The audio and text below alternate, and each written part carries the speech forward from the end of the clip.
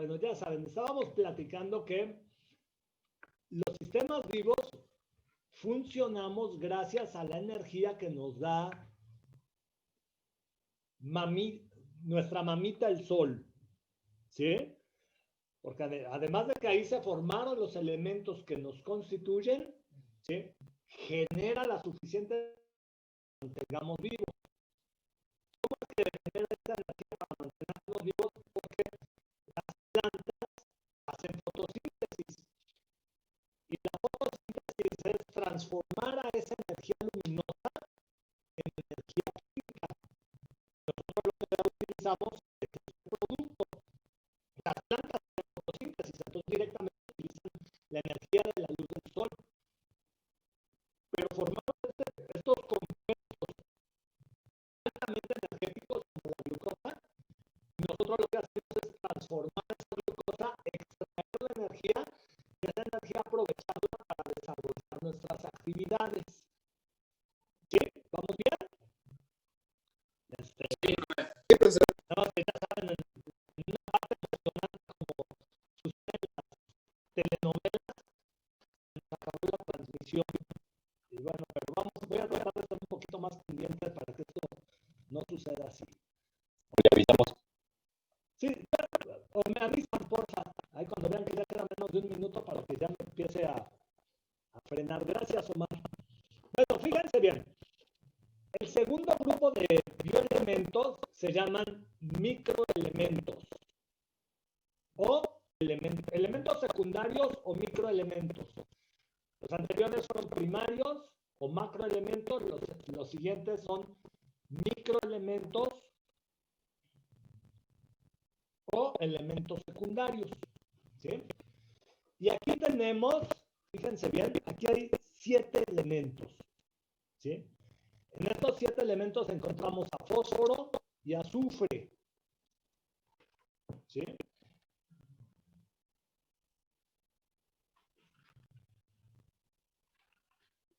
Fósforo. Profe, ¿puede repetir?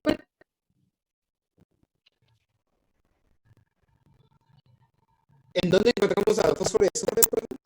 Miren, por ejemplo, el fósforo lo encontramos en los fosfolípidos, que son componentes de las membranas celulares, y lo encontramos en los ácidos nucleicos. ¿Sí? De hecho, los grupos fosfatos son los que les confieren la naturaleza acídica, por eso les llamaron ácidos. ¿Sí? Porque tienen fosfatos. El azufre lo encontramos en aminoácidos. Hay 2 aminoácidos que contienen azufre. Un poquito más adelante van a ver la estructura de los aminoácidos y van a encontrar que están ahí. Entonces, en las proteínas, de manera general, encontramos azufre y una diferencia entre los ácidos nucleicos es que en los ácidos nucleicos hay fósforo. ¿Sí? Los grupos fosfato.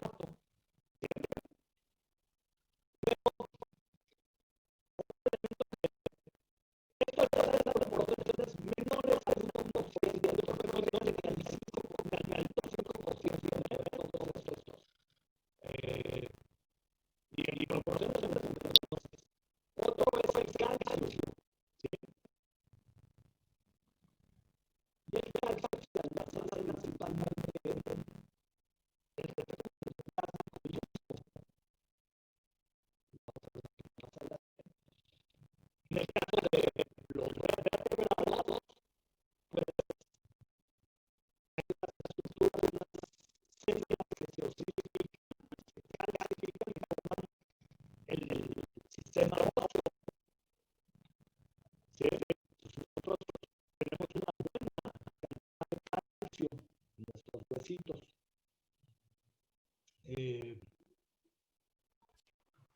Después del calcio, podríamos decir que están sodio, potasio y cloro.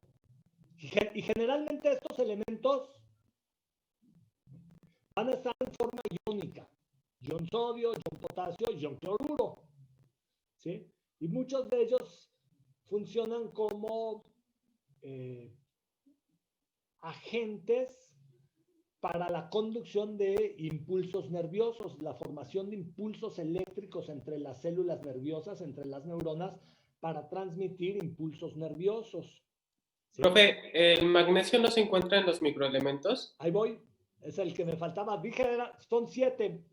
Si le cuentan, me faltaba 1. Gracias, Ángel. Así es. Y el último microelemento es el magnesio. También el magnesio pues, va a estar como ion magnesio más 2.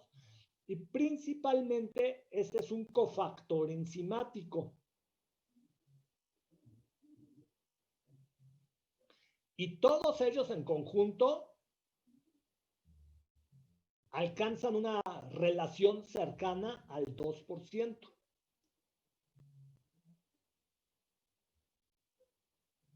Profe, Sí, ¿puede repetir que el sodio, el potasio y el cloro funcionan como agentes qué? esos funcionan como agentes que favorecen, por ejemplo, en el caso de los animales, ¿sí?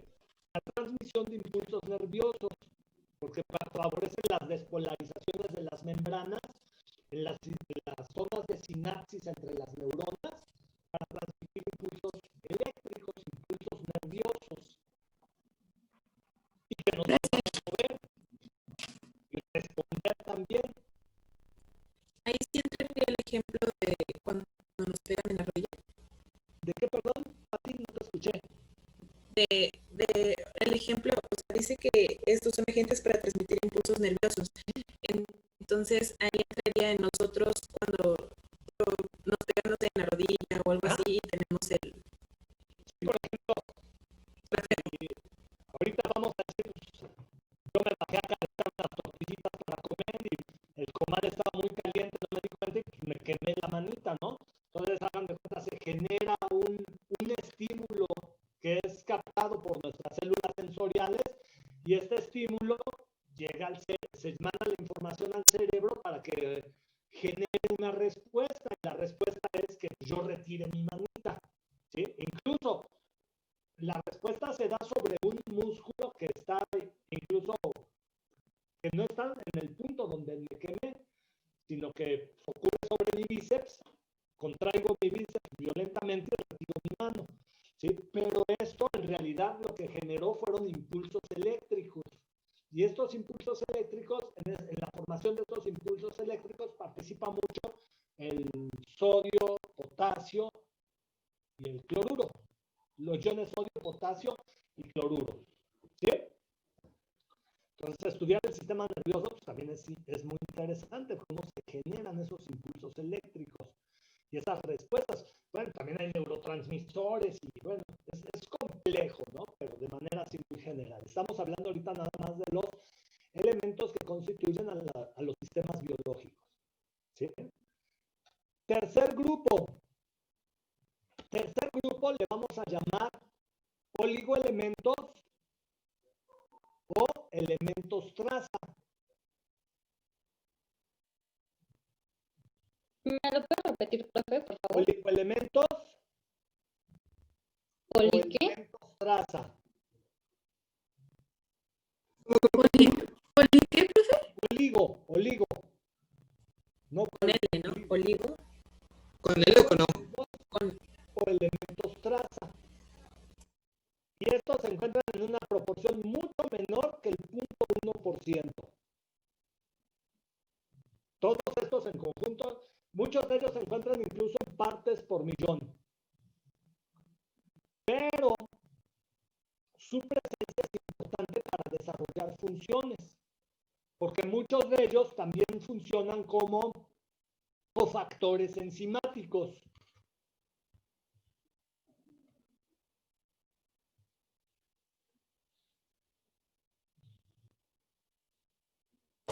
¿Cómo dijo que funcionaban? Como cofactores enzimáticos.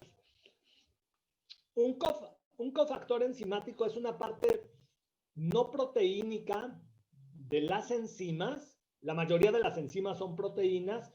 Entonces muchas enzimas son cadenas, son proteínas. Pero hay proteínas, hay enzimas que se dice que son proteínas conjugadas, que además de la parte proteica, necesitan una parte no proteica y en su asociación con esta es lo que permite que desarrollen su función. Entonces, hay cofactores inorgánicos y orgánicos, y muchos cofactores inorgánicos se encuentran dentro de este grupo. Por ejemplo, a ver, vamos a tratar de acordarnos de los más que se puedan. El hierro. ¿Saben el hierro para qué nos sirve? ¿Dónde hay hierro? Sí, en la sangre. La hemoglobina. La hemoglobina es una proteína que se encarga del transporte de oxígeno. Pero para que esta hemoglobina pueda transportar oxígeno, necesita hierro. ¿Sí? Entonces, el hierro es un oligoelemento. Quizás es uno de los oligoelementos que se encuentran en mayor proporción, porque hay unos que están en proporciones, les repito, que están en partes por millón. ¿Va? Otro. El zinc. El zinc. Muy bien. El zinc. Vamos a tratar. Miren, en total los bioelementos deben de ser por ahí de unos 27 bioelementos. ¿Va? Creo que ahorita apenas llevamos como 10. No, por poquito más, quizás 13 o 15. Bueno, van. Hierro, zinc. Otro. El estaño, ¿no? El estaño. Otro. ¿Yodo? Yodo. El yodo es importante. El yodo se encuentra en una hormona, en la hormona de la tiroides. ¿Sí? El flúor. ¿Perdón? El flúor. Pero el calcio ya lo habíamos mencionado, ¿no? No, el flúor. Flúor. Otro. El cobre. ¿Perdón? Cobre. Muy bien.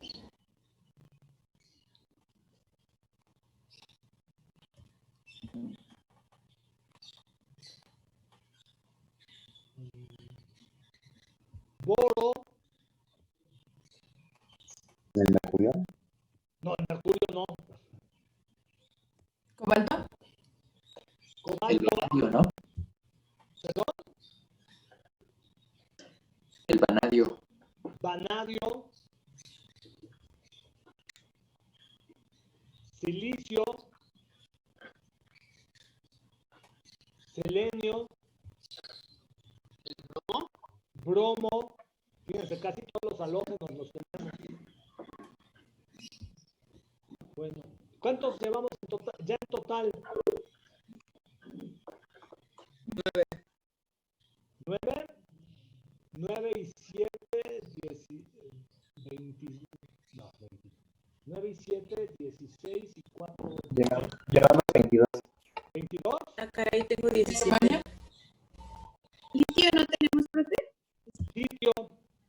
Sí, litio. Boro. Germanio. Ay, germanio, no estoy seguro. Boro. Boro. Que es cromo. Y molibdeno. Cromo. Muy bien. Molibdeno. ¿Mandé? Molibdeno y manganeso. Molibdeno, manganeso. Sí, claro. Manganeso. ¿Vamos bien? Fíjense bien, aquí hay una característica, una cuestión muy importante. Los elementos primarios son los más abundantes y bueno, estos son los que se encuentran principalmente formando las biomoléculas. Ya vimos principalmente con fósforo y azufre. ¿Va? Y bueno, valdría la pena de una buena vez que también habláramos de algunas propiedades químicas importantes de estos primeros 4 elementos. No, vamos a tomar estos 4. Fíjense bien. Ay, déjenme los busco.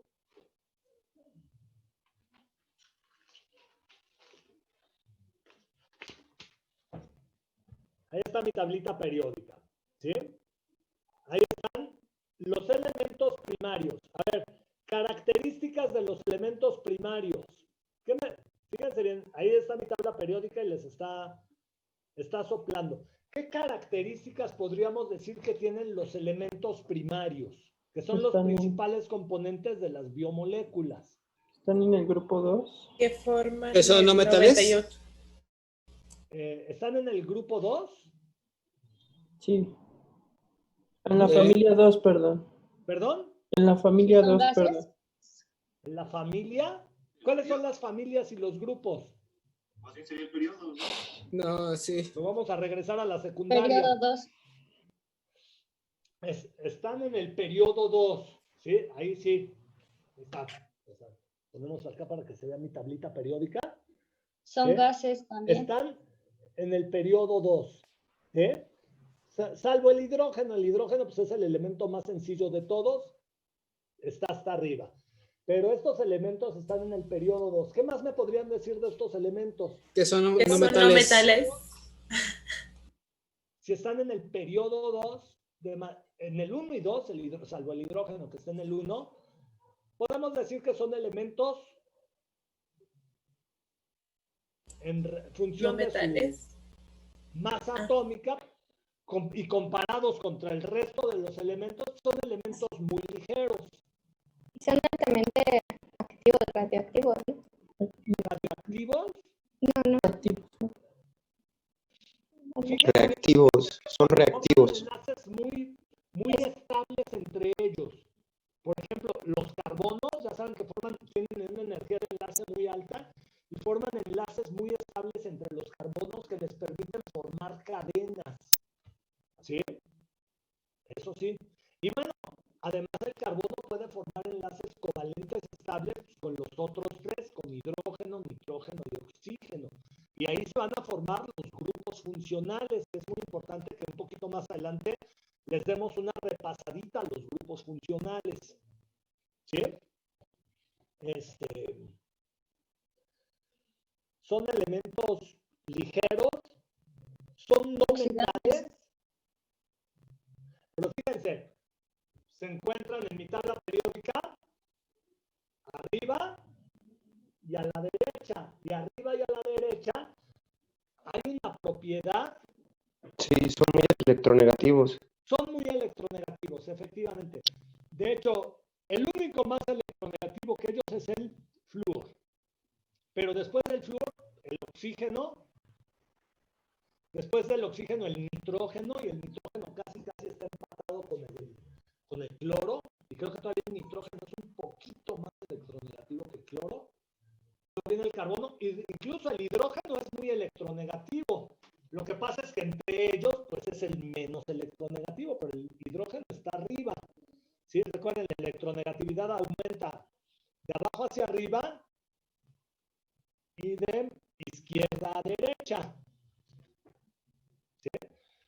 Entonces, fíjense bien, vamos a hacer una tablita donde del lado izquierdo vamos a poner estos 4 elementos y los vamos a poner en orden de sus números atómicos.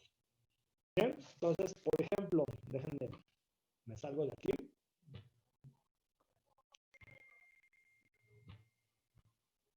Lo único malo de estas pizarras que salen aquí en el Zoom, hacen algunas brujerías medias gachas, pero vamos a tratarla de poner, ¿va?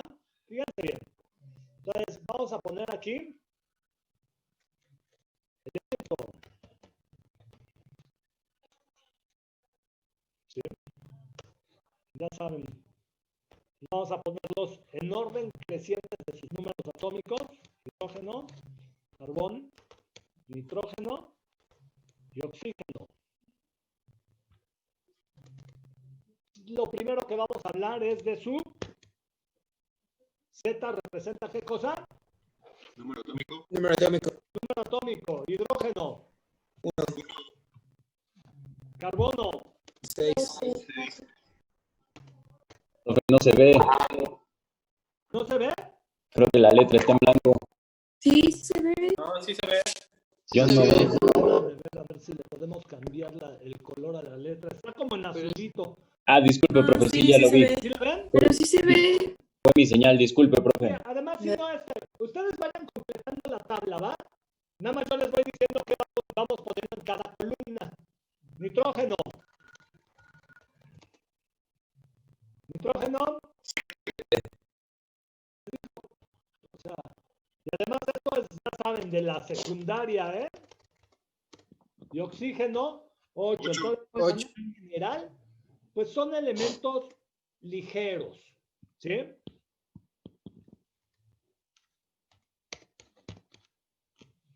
Siguiente de lo que vamos a hablar es ¿Masa atómica? masa atómica del hidrógeno. 1. 1. Carbón. 12. Nitrógeno. 14. Oxígeno. 16. Pero ya saben, todo esto lo que está haciendo es darnos información sobre su estructura. Entonces vamos a decir, aquí podríamos poner el número de protones. Ya saben, los protones tienen carga positiva. Lo único triste de esta cosa es de que ya saben, a mí no me deja poner subíndices, ni superíndices, ni cosas así, pero ustedes sí escríbanlo así bonito. Número de protones. Les repito, esto nos está dando información sobre la estructura de cada uno de estos elementos, ¿sí? Número de neutrones, ya saben, los neutrones son neutros, ¿sí? Ahí le puse un cerito para que digamos que fue neutro. Y el número de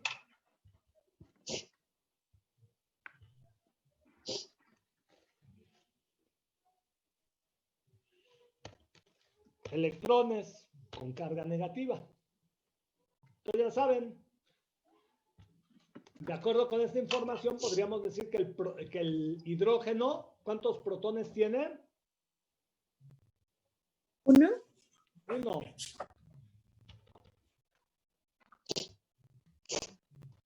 Neutrones. 0. 1. ¿No? Recuerden, la masa atómica es la suma de protones y neutrones, es el total de neutrones. ¿Neutrones tuvo? 0. Ojo, recuerden que también hay isótopos, pero los isótopos varían en el número de masa atómica, es decir, en el número de neutrones. Y ya saben, hay deuterio, tritio, ¿sí? Pero el más abundante, digamos, es el hidrógeno. Y nos vamos a referir al más abundante.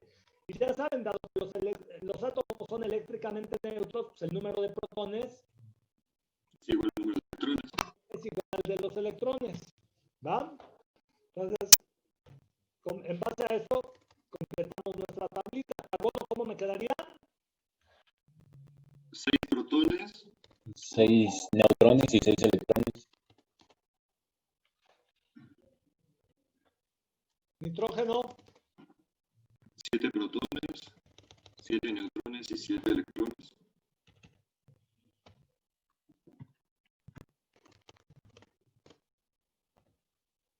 Y finalmente, oxígeno.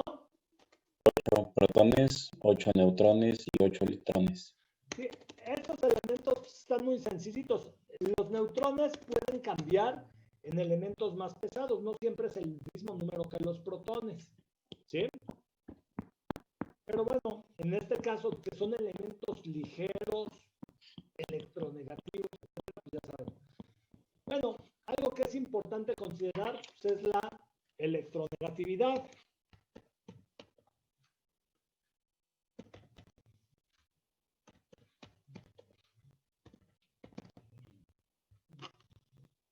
Y la electronegatividad la definimos como ¿qué cosa? La capacidad que tiene un elemento de adquirir electrones o ceder De protones. atraer a los electrones, ¿sí? Quedamos de todos ellos, ¿cuál es el más electronegativo? El oxígeno. El oxígeno.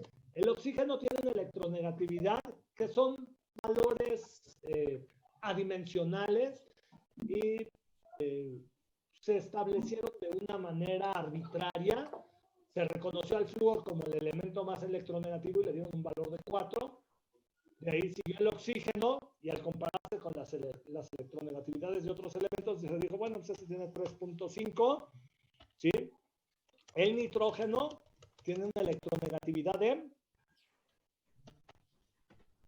3.0, carbono 2.5 y el hidrógeno, el menos electronegativo de los elementos primarios, 2.1, ¿sí?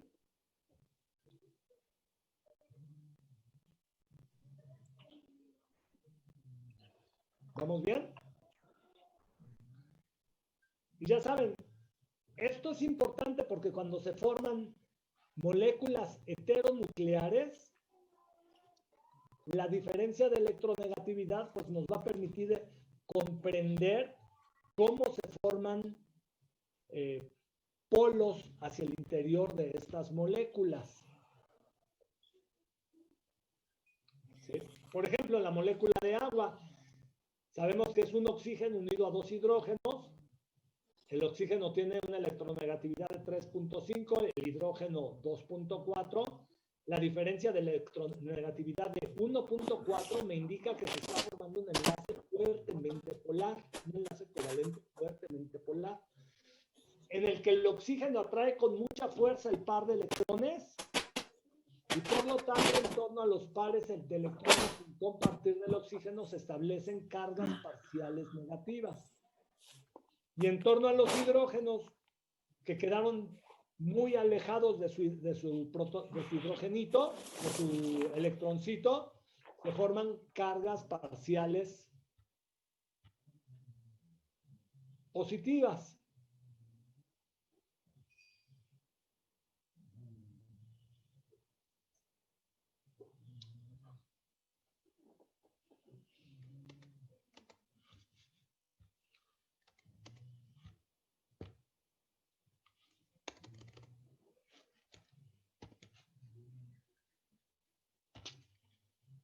Bueno, y en la última vamos a poner electrones de valencia. ¿Sí? El nivel de valencia. El nivel de valencia es importante porque pues, esto es lo que les va a permitir tener ciertas propiedades químicas. ¿Sí? Recordarán, el hidrógeno pues, tiene su único electroncito, pues ese electroncito está en su nivel de valencia. ¿Sí? Entonces, por lo tanto, 1. esto quiere decir que puede formar solo un enlace covalente.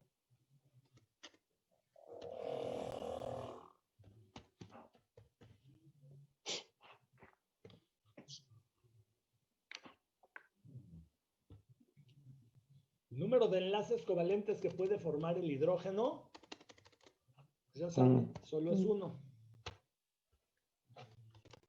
El carbono 4.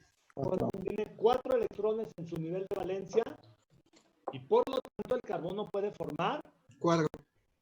4 enlaces. Ya saben, puede formar enlaces covalentes sencillos, dobles y triples, dependiendo del número de electrones compartidos con una segunda especie química.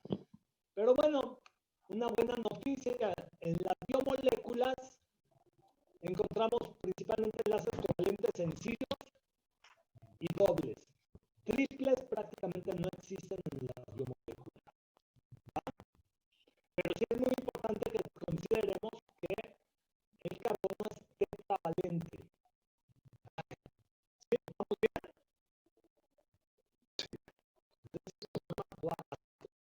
Son 4 enlaces covalentes. ¿Sí?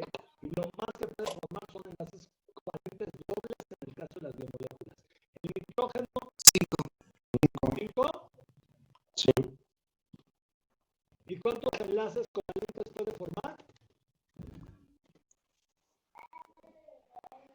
5. Pero recuerden, estos elementos, principalmente en el nivel energético 2, ¿sí?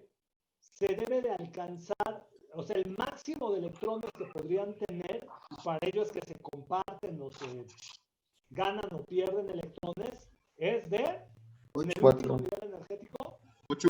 8, 8. Entonces, para 8, 2. 2, ya están como el Cuauhtémoc Blanco. 3. Lo bueno es que van a ser ingenieros, ¿eh? No tengo Y mi el calculadora. oxígeno, 6, y por lo tanto, ¿cuántos enlaces covalentes puede formar? 2.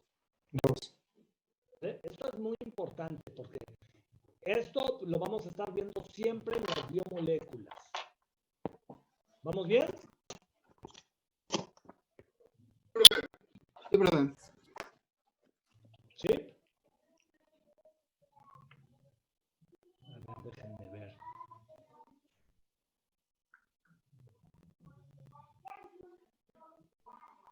Y les repito, ahorita nos vamos a tocar hacia los elementos primarios, porque pues, estos son los que constituyen principalmente a las biomoléculas, forman los grupos funcionales. Bueno,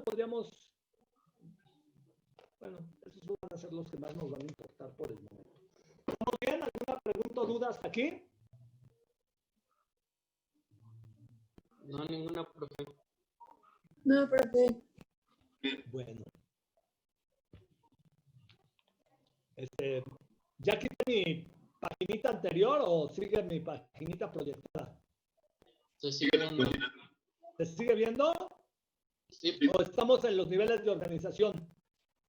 Estamos en el no pizarrón. se ve la tablita ¿Ve todavía. mi pizarrón? Entonces voy a tener que salirme de ahí para regresar a mi pizarrón, a mis niveles de organización. ¿Van? Ahí están los niveles de, ahora sí están los niveles de organización. Sí. Ok.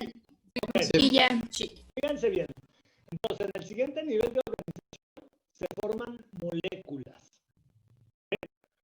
Aquí hay moléculas muy importantes que se forman. Las más sencillas, las moléculas más sencillas, imagínense, si lo que más hay son átomos de hidrógeno en el universo, lo que también más podría haber es que se formen moléculas, se forme hidrógeno molecular. ¿Se entiende? Sí.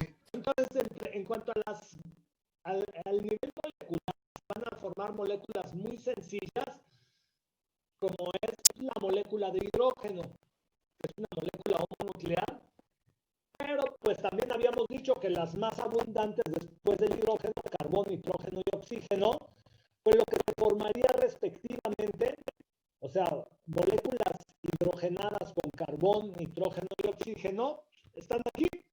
Está el metano, ¿sí? Me faltaría aquí el amoníaco, que es NH3, y el agua, la molécula de agua, son los hidruros que se formaron con estos otros 3 elementos, ¿sale? Y vamos a incluirlos en el nivel molecular. Sí, esta imagen, pues ya saben, es como para explicarles los niveles de organización en la primaria, y se brincan algunos detalles de los que vamos a hablar, ¿sí? Bueno, fíjense bien, estas 4 moléculas, que también son muy abundantes en el universo, ¿sí? Las moléculas de metano, amoníaco y agua, fueron los principales componentes de la atmósfera secundaria de nuestro planeta. Nuestro planeta tiene una edad aproximada de 4.500 millones de años.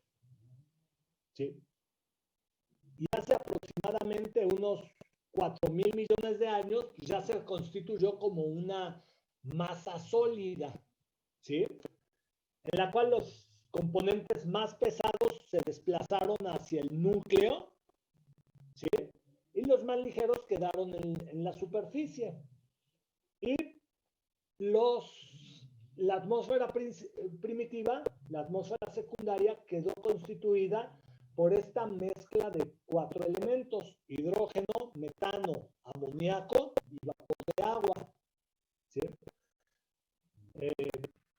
En 1920, hace 100 años, fíjense, ya les di un motivo para festejar el día de hoy viernesito, hace 100 años, Alexander Oparin